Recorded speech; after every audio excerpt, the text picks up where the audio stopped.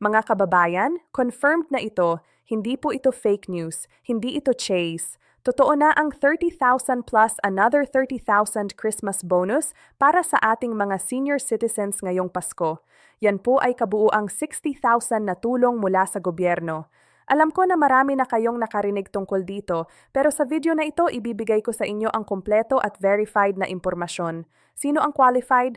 Paano makukuha? Kailan ang distribution, at ano ang mga kailangan ninyong requirements para siguradong makakakuha kayo ng benepisyong ito. Mula sa DSWD hanggang sa local government units, lalabas lahat ng detalye dito. Huwag ninyong palampasin ang mahalagang impormasyon na ito dahil baka kayo o ang inyong mga mahal sa buhay ay entitled sa bonus na ito. Maraming seniors ang naghihintay ng tumpak na sagot at nandito na ang lahat ng kailangan ninyong malaman. Kung senior citizen ka o may kilala kang senior na dapat makinabang sa programang ito, this video is for you. Tutulungan ko kayong ma-unlock ang inyong Christmas bonus step by step. Kaya mga kapwa Pilipino, kung gusto ninyong makasiguro na makukuha ninyo or ng inyong mga minamahal ang benepisyong ito, pindutin ang like button ngayon para makita ng mas maraming matatanda ang mahalagang impormasyon na ito. Ipamahagi natin ang magandang balita ngayong panahon ng Pasko. Maraming mga senior citizens sa buong bansa ang nagtataka at nag-aalangan pa rin kung totoo nga ba ang balitang ito. Naiintindihan ko ang inyong pagdududa dahil sa napakaraming pekeng balita na kumakalat sa social media ngayong mga panahong ito. Pero gusto kong linawin sa inyo ngayong araw na ito na ang programang ito ay tunay at opisyal mula sa ating pamahalaan. Ang layunin ng video na ito ay bigyan kayo ng malinaw at kumpletong gabay upang hindi kayo malito at upang masiguro na makakakuha kayo ng inyong karapatang tulong. Magsimula tayo sa pinakamahalagang tanong na nasa isipan ng bawat isa. Sino ba talaga ang karapat-dapat na makatanggap ng benepisyong ito? Requirement sa iyong edad. Dapat na ang isang tao ay may edad na 60 o higit pa. Ito ang batayan ng pagiging senior citizen sa ating bansa ayon sa batas. Walang exception dito, kaya kung wala ka pa sa edad na ito, hindi ka pa karapat-dapat kahit na malapit ka na sa edad na yon. Pangalawa, kailangan mong magpakita ng valid identification na nagpapatunay sa iyong edad at pagkakakilanlan. Maaaring ito ay Senior Citizen ID, Postal ID, Birth Certificate o anumang government-issued identification na meron ka. Ang pangatlong requirement ay ang pagiging aktibong residente ng lugar kung saan ka nakatira. Ibig sabihin, kailangan mong nakatira sa lugar na iyon ng mahabang panahon at may patunay ka na ikaw ay tunay na naninirahan doon. Ang patunay na ito ay maaaring barangay certificate o utility bills na nakapangalan sa iyo. Mahalaga ito dahil ang pamamahagi ng tulong ay batay sa listahan ng bawat local government unit. Pang-apat, kailangan mong hindi ka kasalukuyang tumatanggap ng regular na pensyon mula sa Government Service Retirement System o mula sa Social Security System na umaabot ng malaking halaga. Ang programang ito ay naglalayong tulungan ang mga senior citizens na lubhang nangangailangan ng tulong pinansyal, kaya may income threshold na sinusunod ang programa. Ngayon na alam na natin kung sino ang qualified, pag-usapan naman natin kung paano ninyo makukuha ang benepisyong ito. Ang proseso ay nagsisimula sa inyong barangay hall. Kailangan ninyong pumunta doon at magtanong sa barangay captain or sa mga kawani kung saan kayo makakapag-register para sa programa. Maraming barangay may listahan na ng kanilang mga senior citizens pero kailangan pa rin ninyong pumunta at kumpirmahin ang inyong pangalan at detalye. Dalhin ninyo ang lahat ng inyong mga dokumento upang hindi kayo magkaroon ng problema. Kapag nasa barangay hall na kayo, hihingin sa inyo na punan ang isang application form. Itong form na ito ay naglalaman ng inyong personal na impormasyon tulad ng buong pangalan, petsa ng kapanganakan, tirahan, contact number kung mayroon at iba pang kinakailangang detalye. Magtanong kayo kung may hindi kayo maintindihan sa form dahil mahalagang tama ang lahat ng inyong isinusulat. Matapos ninyong punan ang form, ibibigay ninyo ito sa mga kawani kasama ang mga photocopies ng inyong mga dokumento. Huwag ninyong kalimutan na magdala ng extra copies para sigurado. Ang susunod na hakbang ay ang verification process. Ang barangay officials ay magsusuri ng inyong mga dokumento at titingnan kung kayo ay tunay na qualified sa programa. Ang prosesong ito ay maaaring tumagal ng ilang araw hanggang ilang linggo, depende sa dami ng mga aplikante sa inyong lugar. Kaya mahalagang maaga kayong mag-apply upang hindi kayo malate sa deadline.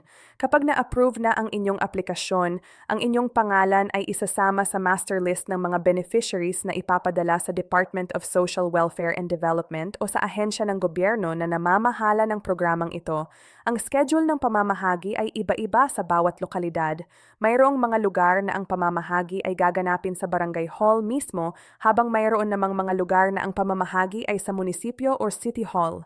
Mahalaga na kayo ay nakikinig sa mga announcement mula sa inyong barangay dahil dito nila ibabahagi ang eksaktong petsa at oras kung kailan kayo dapat pumunta para makuha ang inyong tulong. Huwag kayong mag-alangan na magtanong kung may narinig o naintindihan sa mga announcement. Sa araw ng pamamahagi, siguruhin kayo ay maaga nang naroroon sa lugar. Dalhin ninyo ang inyong valid ID at ang claim stub o resibo na ibinigay sa inyo nung nag-register kayo. Walang claim stub, walang pera. Kaya mahalaga na ingatan ninyo ito ng mabuti. Mag-ingat din kayo sa mga taong nag-aalok ng tulong kapalit ng pera o komisyon. Walang dapat bayaran para makuha ang tulong na ito dahil ito ay libre at direktang mula sa gobyerno.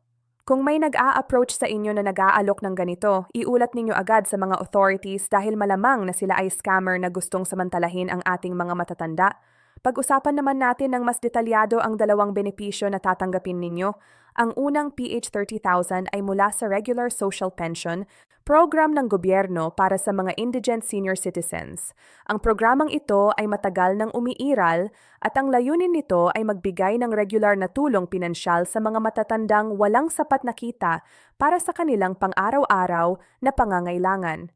Ang halagang ito ay ibinibigay ng gobyerno upang makatulong sa inyong pagbili ng pagkain, gamot at iba pangunahing pangangailangan. Ang pangalawang 30,000 naman ay galing sa Special Christmas Assistance Program na inihanda ng pamahalaan para sa mga senior citizens. Ito ay karagdagang tulong na ibinibigay tuwing panahon ng Pasko upang higit na makatulong sa mga gastusin ng mga pamilya sa panahon ng pagdiriwang. Ang dalawang programang ito ay pinagsama kaya ang kabuuang natatanggap ninyo ay umabot na sa libongo. Malaking halaga ito lalo na para sa mga pamilyang mahirap at sa mga senior citizens na walang ibang mapagkukunan ng kita. Ngunit kailangan din nating pag-usapan ang mga posibleng problema na maaaring mangyari sa proseso. Una, ang delayed processing. Dahil sa dami ng mga aplikante sa buong bansa, posibleng may pagkaantala sa pagsusuri ng mga dokumento at sa paglabas ng listahan ng mga beneficiaries. Kung nangyari ito sa inyo, huwag kayong mawala ng pag-asa. Patuloy na sumubaybay sa mga announcement at regular na magpunta sa barangay hall para magtanong ng updates. Pangalawa, ang incomplete documents. Ito ang pinakakaraniwang dahilan kung bakit maraming aplikante ang na-disapprove kaya napakahalaga na kompleto at tama ang lahat ng inyong isinusubmit na dokumento. Pangatlo, ang duplicate entries. Kung kayo ay nag-register sa dalawa o higit pang lugar, malamang na pareho o lahat ng inyong aplikasyon ay ma-disapprove dahil ang sistema ng gobyerno ay nag-check nito. Mag-register lang kayo sa lugar kung saan kayo tunay na nakatira. Pangapat, ang mga fraudulent claims. May mga taong gumagamit ng peking dokumento o kumukuha ng identity ng ibang tao para makapag-claim ng benepisyo. Ito ay krimen at may kasagupaang parusa kaya huwag ninyong susubukan ito. Panglima, ang miscommunication. May mga pagkakataon na ang impormasyon na naririnig natin ay hindi kumpleto o mali. Kaya laging kumpirmahin ninyo ang lahat ng impormasyon sa mga opisyal ng barangay o sa DSWD office sa inyong lugar. Mayroon ding mga frequently asked questions na nais kong sagutin para sa inyo. Una, tatanungin ninyo kung kailangan ba ninyong magbayad ng kahit ano para makakuha ng tulong na ito. Ang sagot ay hindi. Ang programang ito ay libre at walang dapat bayaran. Ang lahat ng proseso mula sa pag-register hanggang sa pag-claim ay libre. Pangalawa, kung sakaling may kulang sa inyong dokumento, pwede pa ba kayong mag-apply? Ang sagot ay oo, pero kailangan ninyong kumpletuhin ang mga dokumento sa lalong madaling panahon. Magtanong kayo sa barangay hall kung ano ang mga acceptable alternative documents na pwede ninyong ipasa. Pangatlo, kung kayo ay kasalukuyang nasa ibang lugar o nasa abroad, makakakuha pa ba kayo ng benepisyo? Ang sagot ay nakadepende. Kung kayo ay temporarily lang nasa ibang lugar pero ang inyong official residence ay nandito pa rin sa Pilipinas, pwede kayong mag-authorize ng representative na kukuha ng tulong para sa inyo. Pero kailangan ninyong gumawa ng special power of attorney at kailangan din ng valid reason kung bakit kayo hindi personally makakakuha. Pang-apat, kung kayo ay may pending na kaso o may criminal record, makakakuha pa ba kayo? Ang programang ito ay nakatuon sa humanitarian assistance, kaya kahit may record kayo basta qualified kayo sa ibang requirements, pwede pa rin kayong makatanggap ng tulong.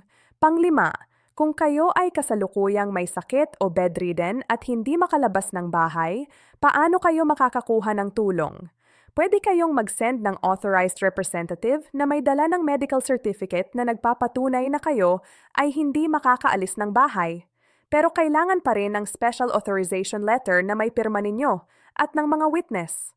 Panganim, kung nawala ninyo ang inyong claim stub, pwede pa ba kayong makakuha? Mahirap ito, pero pwede pa rin. Kailangan ninyong bumalik sa barangay hall at mag-request ng replacement or affidavit of loss. Pero mas mainam na ingatan ninyo ng mabuti ang inyong claim stub para iwas sa bala. Nais ko rin kayong bigyan ng ilang tips para sa mas maayos at mabilis na proseso. Una, magtanong kayo ng maaga. Huwag kayong maghintay na malapit na ang deadline bago kayo magtanong ng impormasyon. Mas maaga kayong nagsimula, mas mayroon kayong oras para ayusin ang mga kulang na dokumento. Pangalawa, magdala ng maraming kopya ng inyong mga dokumento. Hindi lang isa o dalawa, magdala kayo ng 3 or 4 na kopya ng bawat dokumento para sigurado. Pangatlo, magtanong kayo ng contact number ng DSWD or ng Social Welfare Office sa inyong lugar para meron kayong direktang tawagan kung meron kayong mga tanong o problema. Pang-apat, makipag-ugnayan kayo sa iba pang senior citizens sa inyong lugar. Mas madali kung magkakasama kayo sa pagtatanong at pag-follow ng inyong mga aplikasyon. Mayon ding mga senior citizens organizations sa bawat lugar na pwede kayong maging member para mas madali ang communication at coordination. Panglima, huwag kayong mahihiyang magtanong. Kung may hindi kayo naintindihan, magtanong kayo paulit-ulit hanggang sa maintindihan ninyo. Ang makawani ng gobyerno ay nandyan para tumulong sa inyo, kaya huwag kayong mag-atubiling lumapit sa kanila. Ang programang ito ay bahagi ng mas malaking inisyatiba ng gobyerno na tulungan ang ating mga senior citizens na karapat-dapat sa pagmamahal at suporta ng bansa. Kayo ay nagambag sa pag-unlad ng ating bansa sa nakaraang mga taon. Kaya tama lang na ngayong kayo ay nasa senior years na, ay tulungan naman kayo ng gobyerno. Ang benepisyong ito ay hindi lang simpleng tulong pinansyal.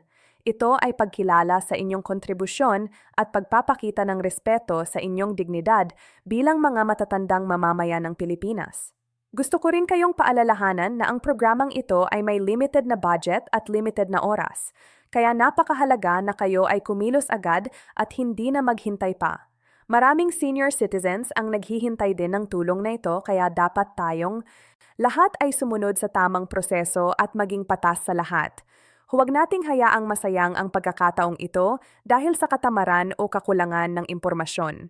Ang video na ito ay ginawa ko para sa inyo, para sa inyong mga magulang, para sa inyong mga lolo at lola at para sa lahat ng mga senior citizens na nangangailangan ng tulong. Kung kayo ay nanonood ngayon at hindi pa senior citizen, pwede ninyong tulungan ang inyong mga magulang o kamag-anak na senior citizens na mag-apply sa programang ito. Samahan ninyo sila sa Barangay Hall, tulungan ninyo silang punan ng mga form at asikasuhin ninyo na kumpleto ang kanilang mga dokumento. Ito ay malaking tulong na sa kanila at pagpapakita din ng inyong pagmamahal at respeto sa mga matatanda sa inyong pamilya. Ang kultura ng pagmamahal sa magulang at respeto sa matatanda ay isa sa mga magagandang katangian ng mga Pilipino, kaya ipagpatuloy natin ito.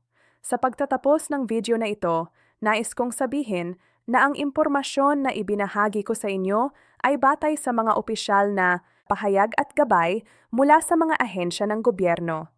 Kung mayroon pa kayong mga katanungan o kailangan ninyo ng karagdagang tulong, huwag kayong magatubiling pumunta sa inyong barangay hall or sa DSWD office sa inyong lugar.